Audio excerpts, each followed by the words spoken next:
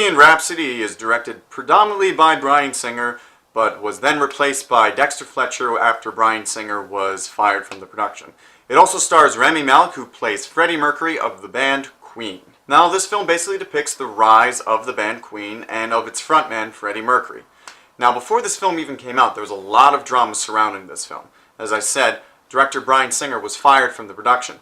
His behavior on set apparently was very unprofessional. He was showing up late, sometimes not at all, and after their Thanksgiving break, he didn't even show back up for production, so the producing team fired him and replaced him with Dexter Fletcher. Now, Bryan Singer is still credited as the director because of the directing union laws. If they direct a certain percentage of the film, they still have to receive credit as the director, which is why this film is still being credited as Bryan Singer being the only director. But that wasn't the only issue behind it. Before Rami Malek became cast as Freddie Mercury, it actually was meant to be Sacha Baron Cohen, who eventually dropped out of the production because of creative differences. He apparently had creative difference with the actual surviving members of Queen. Apparently the band did not want this film to be just about Freddie Mercury. They wanted it to be more about how the band continues on after Freddie Mercury's death, which was not the story that Sacha Baron Cohen wanted to do, and I can't speak for the rest of the world, but that's not the film that I wanted to see.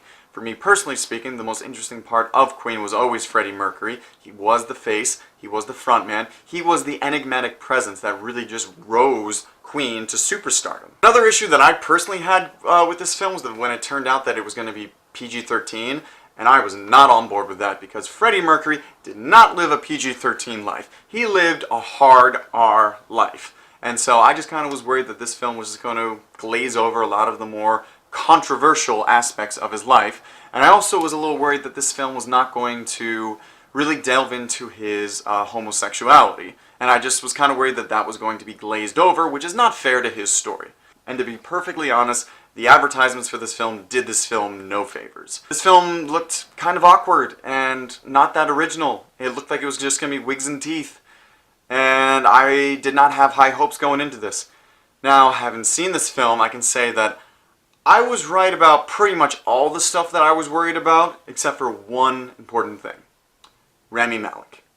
Rami Malek's performance in this film is the only saving grace that this film has. He does an amazing job of embodying one of the greatest rock stars of all time, Freddie Mercury.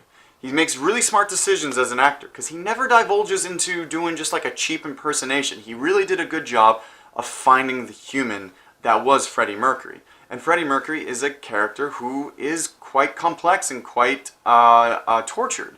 He's a man that was always lying and always hiding. He was hiding about his true name. He was hiding about his background, his ethnicity, his sexual desires. Everything about him almost was hidden away. And the one time that he was able to finally be free and finally truly be himself was on stage. And I thought Rami Malek did a really good job of capturing that. Having said that, that really is the only thing that this movie's got going for him. It is as cliched of a, musical biopic as it gets. I mean, the music's good. If you're a fan of Queen, you're going to love this. I love Queen, so I was loving getting to listen to Queen for a good, 90 minutes or so. But honestly speaking, yeah, that's pretty much it. The movie's, like I said, very cliched.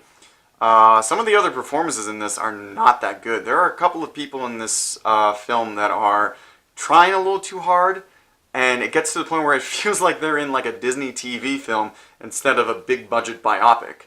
So yeah, the film's kind of boring. It's not surprising, it's cliched. It's even really awkward at times. There are a few scenes in this that feel really forced in, and it almost comes across like those scenes had to be put in to appease the surviving members of Queen, as in they wouldn't give them the rights to the songs unless they gave them these scenes that make them look cool. So, yeah, I honestly speaking, I know a lot of people were saying that this film most likely was going to get awards buzz, it was going to win all the Oscars and stuff like that, but other than Rami Malek getting an Oscar nomination for his performance, I really don't see what this film could really qualify for other than maybe costumes, which are fantastic in this.